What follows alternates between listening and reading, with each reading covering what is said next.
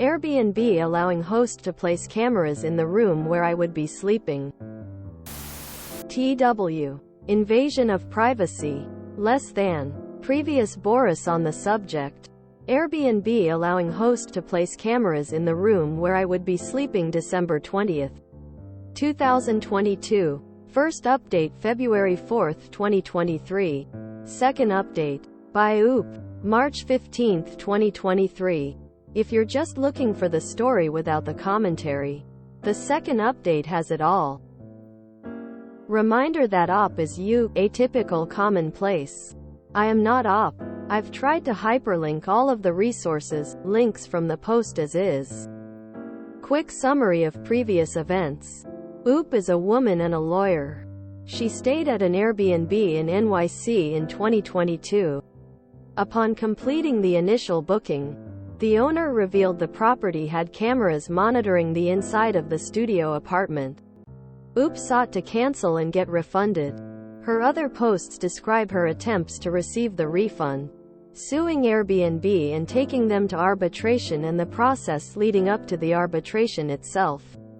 Over the course of several months in 2023. Latest update. Case closed. Airbnb. Cameras. Yada yada yada. August 10, 2023. TLDR. Our hearing was held August 1st. The arbitrator has 30 days to decide. Arbitration turned out to be a pretty awful experience and I'm not very hopeful but still glad I fought. For the latest full case update you can go here-ish. I've been writing this post in my head in the 2 seconds I have each day now that I've morphed from single woman to mom of 2. I met a single dad on Reddit rip R4R and my life is now utterly changed and I'm happier and more exhausted than I have ever been. But now that I am over a week out I figured I'd post an update for anywhere who is still here. As noted above, our hearing was finally held on August 1st and lasted 6 hours, so was pretty mentally and emotionally exhausting. I keep thinking of things I should have said, of course now after the fact. But the long and short of the argument I was trying to make was that, look, if Airbnb is basically saying that you can have a camera in a private space then it could record the bed and, that's bad. And reminder. Against Airbnb's policies. But because Airbnb conceded that they would pay me what I was promised on September 26, 2022, almost a year ago. Fun. The hearing itself got super bogged down into the weeds of whether I had proof that there was a camera. Reminder. I didn't because the first customer service representative told me that the host's acknowledgement that there was one wasn't enough.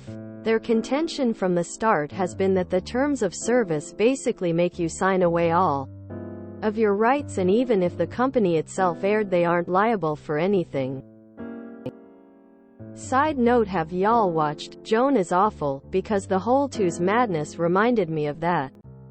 Of course. My whole issue here is that it shouldn't take someone 12 plus hours, months of time, and filing a case in arbitration to get what was promised to them, and which they relied on, from a corporation that obviously has the time and resources to squash me like a little bug.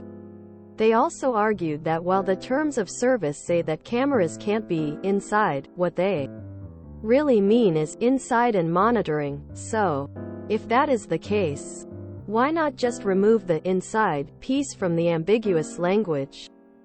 I continue to be baffled why they fought this so hard, but I digress. Here's what I wrote regarding that in my opening argument. When I began this case I was a single woman. I have a partner and am the mother to 2 small children.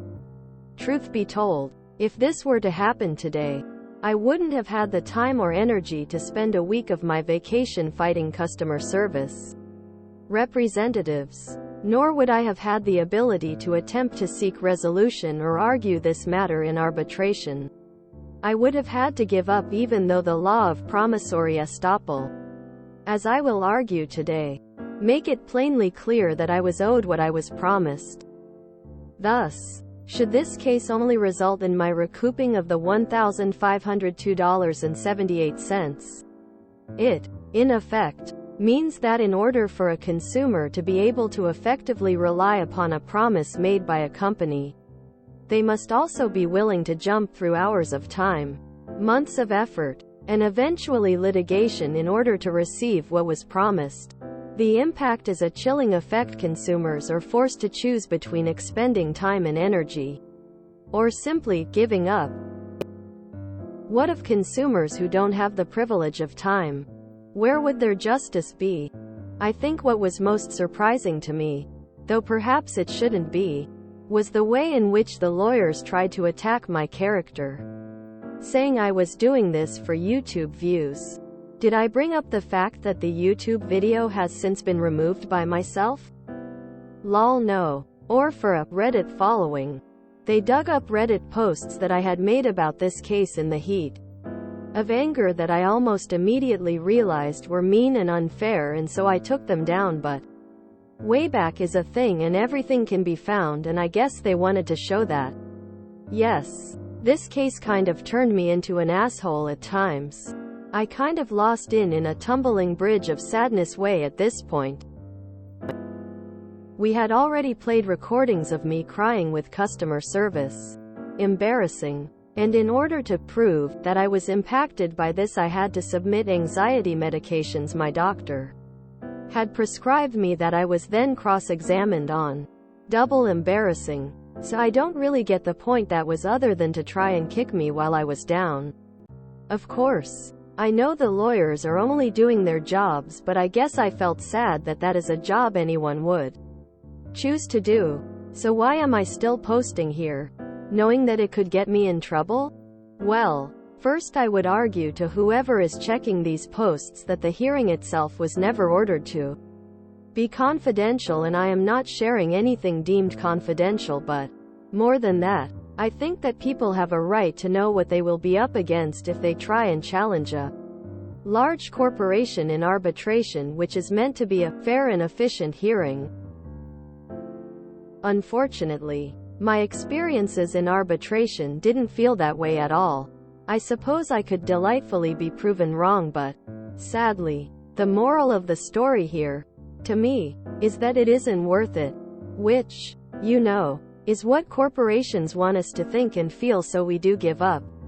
When both arbitration rules and a company's own terms of service, 23.3 here, say you are supposed to enter into good faith negotiations before moving forward.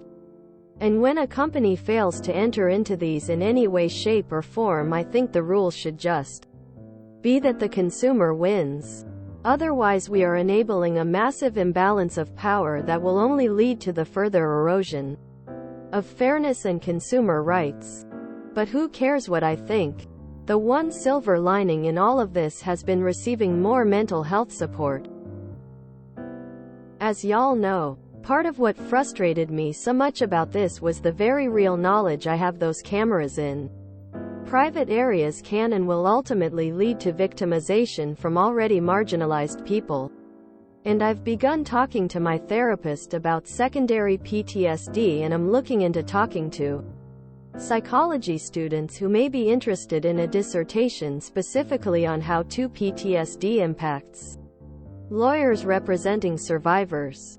Oh, and, of course, had I never received as much support from Reddit, I may never have turned my dating life over to the wonders of the anonymous internet.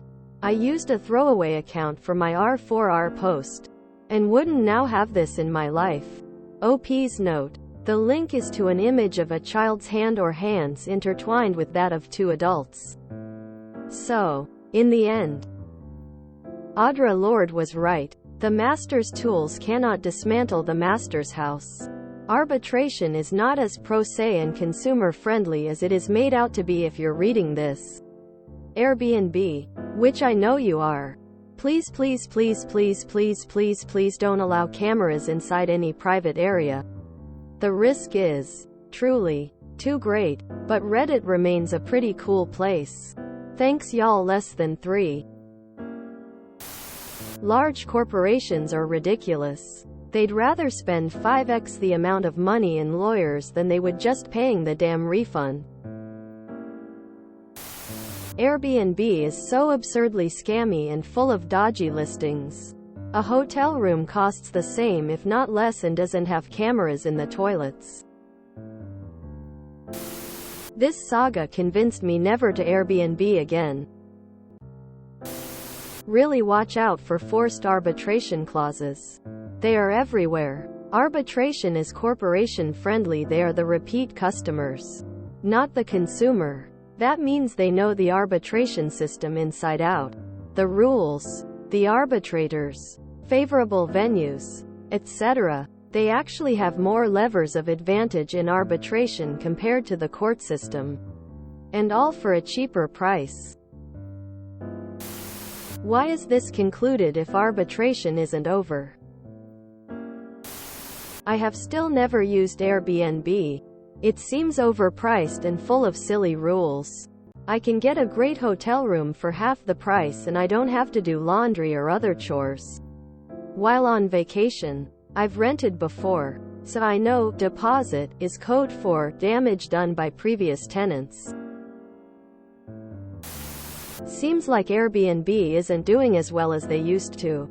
Cities are putting laws into place so that residential neighborhoods aren't turned into tourist party hoods. People are realizing that it's a scam corporation that does nothing to protect both the homeowners and the guests and only care about profit.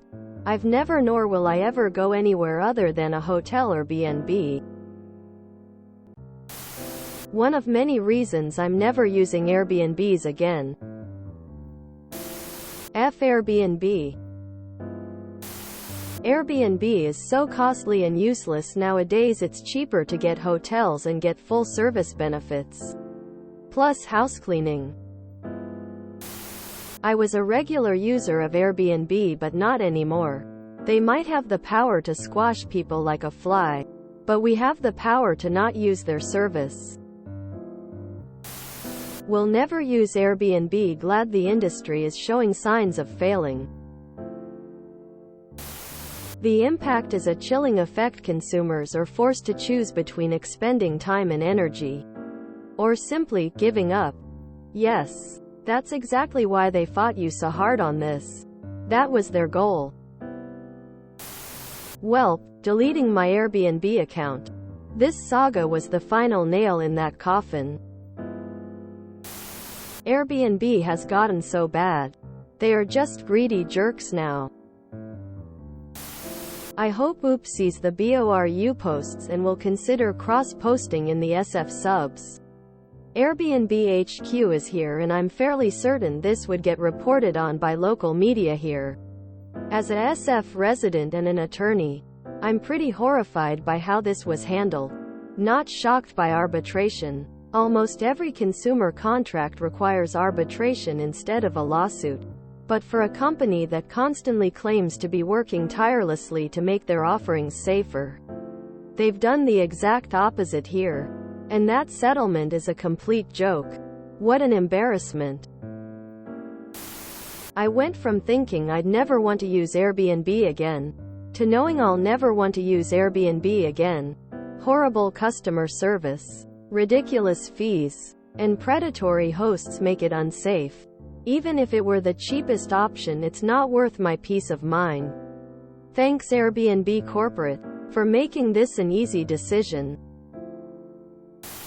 I honestly don't know why people still book with Airbnb.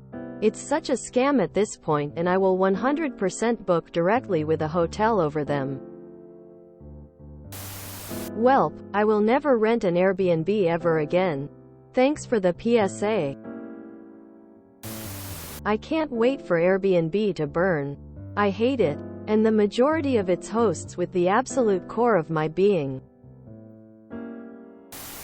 If you enjoyed this video, please check out our playlists full of similar content. Epicaricast is like doom scrolling for your ears. Please like, share, and subscribe.